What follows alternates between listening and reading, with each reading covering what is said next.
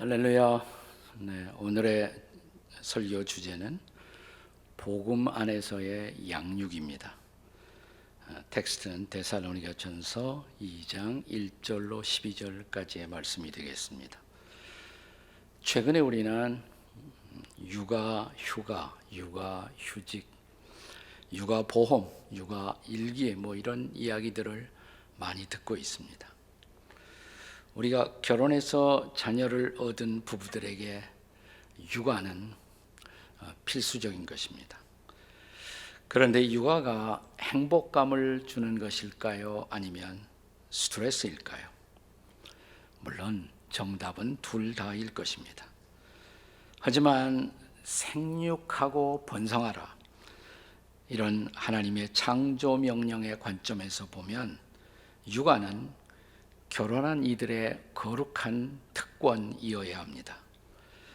특권을 더 많이 생각하고 감사함으로 육아에 임하는 부모들에게 있어서 자녀라는 존재는 그 자체가 상급이요 기쁨일 것입니다. 그런 의미에서 우리는 시편 127편 3절의 말씀을 묵상할 필요가 있습니다. 우리 함께 같이 읽어보십니다. 보라, 자식들은 여호와의 기업이요 태의 열매는 그의 상급이로다. 어린 시절 우리가 순수함으로 인생을 학습해 가던 그때 우리가 학교에 가서 상을 받는다는 것은 얼마나 가슴 설레는 일이고 신바람 나는 일이었습니까? 그러나 이런 순수성을 상실하고 모든 것을 돈으로만 계산하며 살아가는 우리 시대에 사람들은 육아의 노동만 더 많이 생각한 나머지 아예 육아를 기피하고 자녀 출산을 거절하는 이기주의에 함몰되고 있는 것은 아닌가 생각이 됩니다. 그렇다면 그리스도인들만이라도 육신의 자녀가 아니라면 영적 자녀라도 많이 자녀를 두어야 하지 않겠습니까? 그래야 생육하고 번성하라 라는 창조 명령에 복종하는 것이 될 것입니다. 바울 사도는 우리와 같은 결혼 생활을 하지 못했고 따라서 육신의 자녀들을 두지 못했지만 내 아들아 라고 부를 수 있는 많은 영적 자녀들이 있었습니다. 예컨대 디모데전서 1장 2절에 보시면 믿음 안에서 참 아들 된 디모데, 또 디도서 1장 4절에 보면 같은 믿음을 따라 나의 참 아들 된 디도, 그리고 빌레몬서 10절에 보시면 갇힌 중에서 낳은 아들 오네시모, 이런 바울의 영적 아들들이 등장합니다. 심지어 고린도 교회 편지를 하면서 바울은 고린도전서 4장 15절에서 이런 말씀을 남깁니다. 그리스도 안에서 1만 스승이 있으되 아버지는 많지 아니하니 그리스도 예수 안에서 내가 복음으로 너희를 낳았습니다. 이렇게 말하고 있습니다. 바울이 전도해서 양육을 도왔던 고린도 성도들을 복음으로 낳은 자녀라고 말하고 있는 것입니다. 우리는 지나간 2주간 동안 블레싱 축제를 갖고 이웃들을 복음의 자리로 인도하는 축복된 시간을 누렸습니다.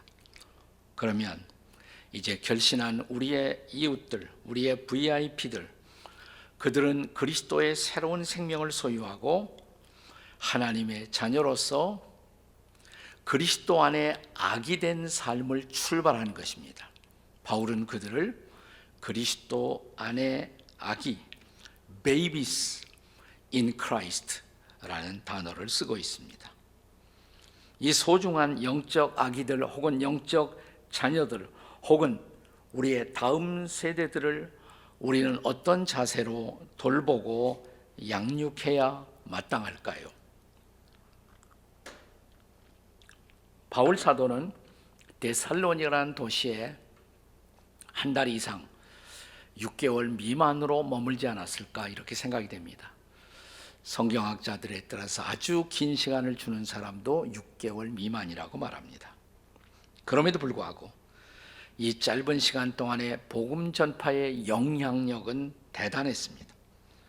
오죽하면 데살로니가 사람들은 바울 일행을 가리켜서 천하를 어지럽게 하던 사람들, 혹은 세상을 뒤엎은 사람들, 영어로 turn the world upside down, 세상을 뒤바꾼 사람들이 여기에 도달했다, 이렇게 말을 했을까요?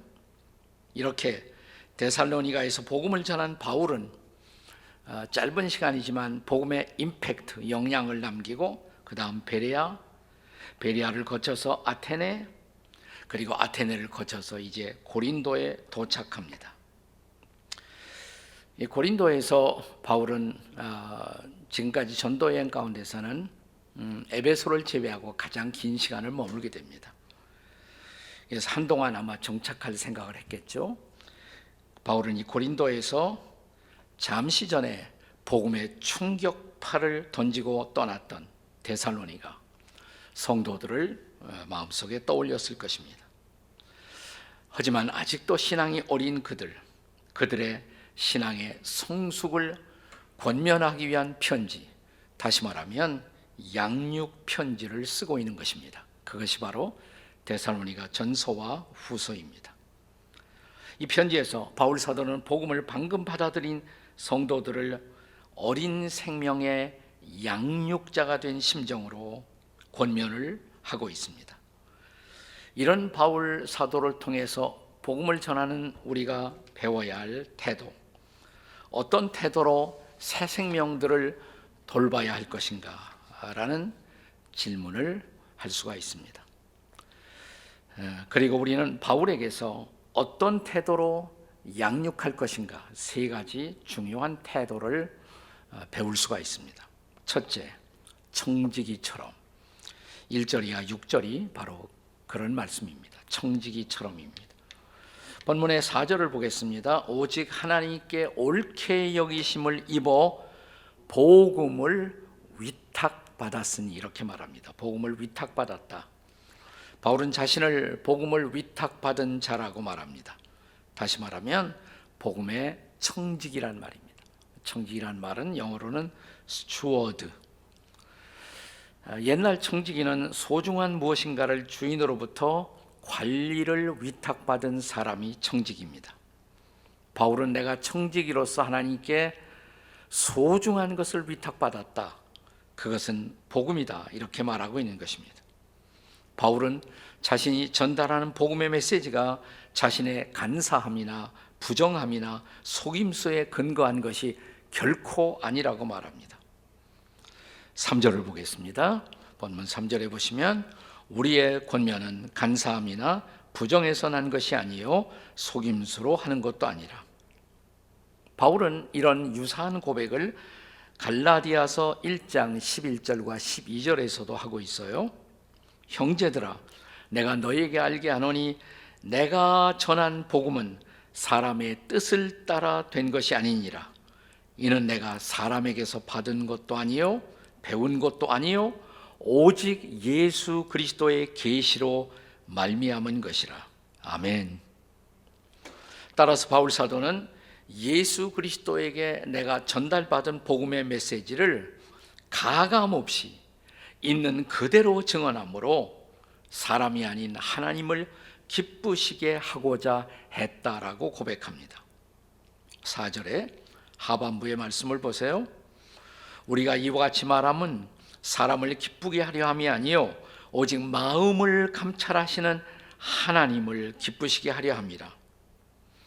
자신의 복음 전파의 동기는 오직 하나님을 기쁘시게 하려 함이었던 것입니다. 그것이 청지기가 된 자신의 책임이었다고 말합니다. 여러분과 제가 예수 믿고 예수를 따라가는 제자로 살기로 결심하는 순간 주님은 여러분에게도 우리에게도 복음을 맡겨주시는 것입니다. 마태복음 28장 20절에 보시면 내가 너희에게 분부한 모든 것을 가르쳐 지키게 하라. 꼭 같은 사명을 우리에게 주신 것입니다. 그렇다면 우리는 복음의 진리를 있는 그대로 전하는 성실한 청직이던가, 아니면 내 마음대로 복음을 왜곡해서 전하는 불성실한 청직이던가, 둘 중에 하나일 것입니다. 우리는 복음을 자신의 판단, 자신의 가치관대로 왜곡해서 전하는 사람들을 가리켜 기독교 안에서는 이단이라고 말합니다. 갈라디아서 1장 8절의 경고의 말씀을 기억하십니까? 그러나 우리나 혹은 하늘로부터 온 천사라도 우리가 너희에게 전한 복음 외에 다른 복음을 전하면 저주를 받을지어다. 그만큼 복음은 변개시킬 수 없는 순수한 그 자체이어야 하는 것입니다. 그렇다면 우리는 복음의 진리를 위탁받은 청지기로 그리스도에 대한 말씀을 계속해서 우리의 다음 세대들에게, 그리고 우리가 복음을 전했던 VIP들에게도 계속해서 이 복음을 가르쳐 양육해야 옳을 것입니다. 우리가 진정 그리스도의 종이라면 그리스도 외에 다른 것을 가르칠 수는 없지 않습니까? 제가 미국에 가서 첫 번째로 공부했던 성경학교, 성경대학이 있었는데 항상 강당에 이런 표를 써붙여 놨어요. Nothing more, nothing less, nothing else. 그 이상도 아니고 그 이하도 아니고 그 외에 무엇도 아니다. 마지막에 only Jesus Christ. Nothing more, nothing less, nothing else, only Jesus Christ. 그렇습니다. 그리스도가 복음인 것을 잊지 마십시다. 우리는 복음의 성실한 청지기가 되어야 합니다. 자, 두 번째 태도, 복음을 전하고 양육할 때 두 번째 태도는 유모처럼입니다. 첫째가 청지기, 두 번째가 유모. 7절부터 9절까지의 말씀입니다. 7절을 읽겠습니다. 우리는 그리스도의 사도로서 마땅히 권위를 주장할 수 있으나 도리어 너희 가운데서 유순한 자가 되어 유모가 자기 자녀를 기름과 같이 하였으니. 바울이 청지기적 양육 태도를 강조하면서 제일 전달하고 싶어하는 중요한 단어가 있었다면 성실성입니다. faithfulness, 성실성. 청지기적 양육 태도의 핵심은 faithfulness, 성실성입니다. 그런데 이제 유모 혹은 젖먹이는 엄마라고 번역할 수도 있어요. nursing mother. 자, 이 젖먹이는 엄마의 태도로서 강조하는 것은 이제 유순함입니다. 유순함. 영어로 말하면 gentleness. 청지기에게 필요한 것 faithfulness. 유모에게 필요한 것 gentleness. 민감한 어린 생명에게 유순한 돌봄, gentle care보다 더 중요한 것이 무엇이 있겠습니까? 에릭슨이라는 인간의 발달을 평생 연구해서 전한 심리학자가 있어요. 에릭슨은 어린 아기들에게, 자, 엄마가 그 아기들에게 심어줘야 할 중요한 두 개의 덕목이 있다. 이 두 개는 뭐냐? 신뢰와 희망, trust and hope, 신뢰와 희망이다라고 말합니다. 이것은 전적으로 엄마가 어떤 태도로 아이에게 젖을 먹이느냐, 사랑을 전달하느냐에 따라서 그 아기가 trust, 믿을 만하고 hope, 희망을 가질 만한 아기로 자라나느냐가 결정된다는 것입니다. 세상에 처음 태어난 아기, 모든 것이 낯설고 불안한 아기들에게 안심할 수 있는 환경을 제공하고 필요할 때 젖이 전달된다면 아기들은 자기를 돌보는 사람들을 신뢰하고 또 희망의 내일을 향해서 자라갈 수가 있겠죠. 이것이 바로 양육자의 의무입니다. 유모처럼, 엄마처럼 우리는 우리의 VIP들을 그리고 다음 세대들을 우리는 돌볼 수가 있어야 합니다. 여러분, 솔로몬의 명제판을 기억하십니까? 자, 두 여자가 아마 창녀 출신의 여자라고 성경이 기록하는데 두 여자에게 한 아이가 죽고 한 아이가 살았어요. 근데 서로 살아있는 아기가 자기 아이라고 주장을 합니다. 해결이 안 되니까 이 케이스를 갖고 솔로몬 왕에게 재판을 받기 위해서 온 것이에요. 솔로몬 왕은 어떤 판결을 내립니까? 그 살아있는 아기를 칼로 둘로 잘라서 반반씩 이 여인들에게 나눠줘라 이렇게 말합니다. 한 여자는 그렇게 나누자고 말합니다. 근데 한 여자는 그러면 차라리 나누지 말고 저 여자에게 아기를 주라고 외칩니다. 왕은 나누지 말고 상대에게 주라고 외친 저 여자가 엄마임에 틀림이 없다 이렇게 판단하고 그 여자에게 사는 아기를 주라고 판결을 내리죠. 아기의 생명을 지키는 자, 그게 바로 엄마죠. 엄마예요. 그렇게 분별한 것입니다. 지혜로운 판단이죠. 참된 엄마의 사랑은 목숨도 아기를 위해 줄 수 있는 것이어야 합니다. 본문 7절에서 바울은 그래서 유모의 심정으로 처음 믿는 자들을 우리가 양육해야 한다 이렇게 말을 해요. 이어서 8절입니다. 8절 말씀 우리가 같이 읽습니다. 우리가 이같이 너희를 사모하여 하나님의 복음뿐 아니라 우리의 목숨까지도 너희에게 주기를 기뻐함은 너희가 우리의 사랑하는 자가 됨이라. 아멘. 이어서 9절에서 바울은 자신의 사랑이 잘못 전달되지 않기 위해서 자기는 누구에게도 폐를 끼치지 않으려고 나는 돈 받지 않고 밤낮으로 일하면서 이 복음을 전했다고, 다시 말하면 재정적 이익 때문에 나는 복음을 전한 것이 아니라고 고백을 합니다. 사랑하는 여러분, 희생 없이 전달되는 복음은 복음이 아닙니다. 다시, 희생 없이 전달되는 복음은 복음이 아닙니다. 모든 진실한 전도자들은 자신의 모든 것을 희생하는 엄마 같은 마음으로 해야 한다고 말하는 것입니다. 전도는 지나가는 이웃 한 사람을 붙들어 억지로 받기 싫어하는 선물을 안 껴주는 것, 그것이 전도가 아니에요. 전도는 이웃의 사랑하는 한 사람을 자기 마음에 품고 오랫동안 그 생명을 잉태하면서 마침내 어느 날 그 생명을 하나님 나라의 아기로 해산하는 과정, 그게 바로 전도인 것입니다. 그래서 옛날에는 우리 전도 대상자를 우리가 태신자라고 그랬어요. 품고 있다가 때가 되면 낳는다는 것입니다. 자, 우리가 한 사람을 양육하는 올바른 전도자의 태도, 바울은 세 번째로 아비처럼 해야 한다 이렇게 말합니다. 아비처럼. 10절 이하 12절의 말씀입니다. 본문 11절과 12절을 같이 읽겠습니다. 시작.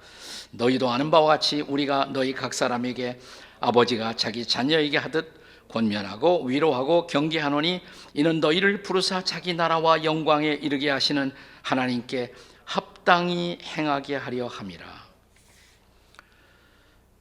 여기 아버지가 자기 자녀에게 하듯 이란 말이 나오죠. 자, 유모, 젖먹이는 엄마에 이어서 이제는 아버지가 등장합니다. 옛날 번역에는 아비 그랬어요. 그냥 아비. 엄마가 젖을 먹여 사랑으로 자식을 기르는 동안에 아비는 권면하고 위로하고 경계해야 한다고 말합니다. 여기 처음에 사용된 두 단어, 권면한다, 또 위로한다. 이 단어는 사실은 유사한 원어, 히라보 원어에서 비슷한 두 단어예요. 처음에 단어 권면한다가 파라칼레오라는 단어예요. 네. 그 다음에 또 하나 단어는 파라미세오마이, 비슷한 단어예요. 두 단어가 다. 파라라는 말은 곁에 있다 이런 뜻이거든요. 곁에 있어주면서 관심을 보여주고 교훈한다, 교훈을 제공한다, 이런 뜻입니다. 자녀 교육에 관한 일관성 있는 아비의 역할을 우리에게 주문하고 있는 것입니다. 그래서 마침내 그들이 우리에게 복음을 전함받은 사람들이 하나님 나라와 영광에 합당한 자로 자라가도록 그를 격려하고 도와야 한다는 말입니다. 자녀 교육의 궁극적 책임을 아비에게 요구하고 있다는 것을 주목하십시오. 에베소서 6장 4절을 기억하시나요? 또 아비들아 너희 자녀를 노엽게 하지 말고 오직 주의 교훈과 훈계로 양육하라. 의학이 인간의 건강을 도모하기 위해서 두 개의 방편을 사용하죠. 예방하고 치유합니다. 마찬가지로 아비들은 주의 교훈과 훈계로 자녀들을 길러내야 한다는 것입니다. 여기 훈계라는 것을 우리가 지나치게 해서 자녀를 노엽게 하는 것만은 주의해야 한다라고 말하면서, 그러나 아비의 권면은 자녀의 올곧은 성장을 위해서 필수적이라는 것입니다. 본문에서 권면과 위로와 함께 경계라는 단어가 또한 쓰여집니다. 이것은 유모나 엄마가 할 수 없는 아비만이 할 때 자녀들의 삶의 방향성을 결정하는 중요한 역할을 한다는 것입니다. 때를 따라 적절하게 경계가 실행되도록 해야 한다. 그게 훈계예요. 그것이 훈련인 것입니다. 요즘 우리 자녀 교육에서 거의 실종되고 있는 아비의 역할이죠. 그러나 이것을 회복할 때 우리는 다음 세대들이 하나님 나라의 백성으로 예수 그리스도의 부르심에 합당한 제자로 자라갈 수가 있다는 것입니다. 윤재영이라는 이름의 수필가가 쓴 글을 읽었어요. 그 글 가운데 이런 한 부분이 있더라고요. 대목이: 넓은 정원 잔디를 잡초 하나 없이 말쑥하게 가꾸고 있는 지인에게 비결을 물었더니 별 수 없어요. 그저 잡초가 눈에 보이는 대로 그때그때 뽑아줘야지. 제때 뽑지 않으면 풀씨가 퍼져서 다음에 걷잡을 수가 없어져요. 한 번 뽑으면 될 것을 그냥 놔뒀다가는 100배로 고생하게 되거든요. 그 방면에 문외한인 내가, 아니 그냥 놔두면 겨울에는 저절로 죽을 터인데 뭐하러 뽑으세요? 뽑느라고 고생을 하세요. 나름대로의 비책을 내놓았더니 그가 겨울에 죽은 것 같지만요, 이듬해가 되면 잡초 하나가 100개로 퍼진다고 보면 돼요.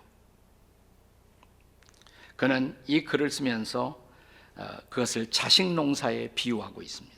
자식 농사 역시 제때 그 나쁜 버릇을 잡아주지 않으면 나중에 100배로 고생한다는 지혜를 나누고 있는 것입니다.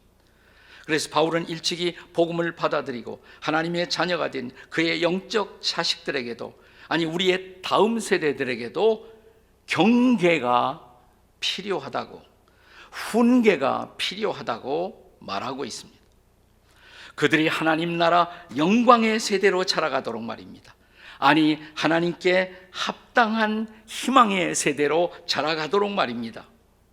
자, 바로 우리의 다음 세대, 우리에게 복음 전함을 받은 사람들이 죄에 대하여 죽고 의에 대하여 살아있는 세대가 되도록 우리 주님은 그들을 위해 십자가에서 죽으시고 부활하셨습니다.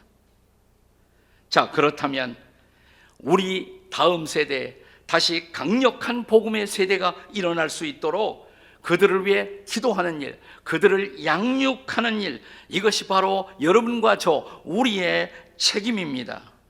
그 책임을 다할 수 있도록 복음의 청지기, 복음의 어미, 복음의 아비가 되어 주십시오. 기도하시겠습니다.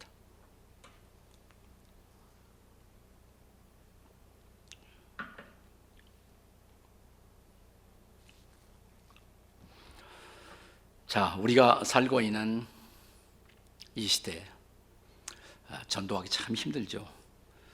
그래도 한 영혼 한 영혼 이웃들을 마음에 품고 기도하고 때가 찬 시각 복음을 전하고 그들을 교회로 인도하고, 이 쉽지 않은 일을 순종하시고 감당하신 여러분들을 축복합니다.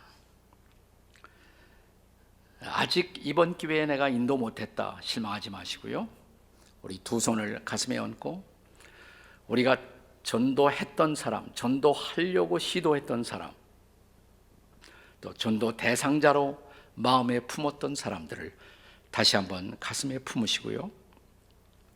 이름을 부르며 한번 기도하세요. 그들이 정말 복음 안에서 잘 자라게 해달라고, 복음 앞에 잘 응답하게 해달라고, 지금 응답하지 않았어도 언젠가 응답하게 해달라고 우리 함께 주님 부르고 통성으로 그들을 위해 기도하시겠습니다. 주님, 우리가 복음을 전하고자 시도했던 모든 사람들, 그리고 주님 앞으로 인도했던 모든 이들을 기억합니다. 한 사람 한 사람 주님 기억해 주시고, 주님도 그들을 주님의 마음에 품어주시고 하나님의 때 하나님의 방법으로 복음에 응답하게 하시고 결신하게 하시고 그리스도의 제자로 하나님 나라의 백성으로 잘 자라갈 수 있도록 도와주시옵소서.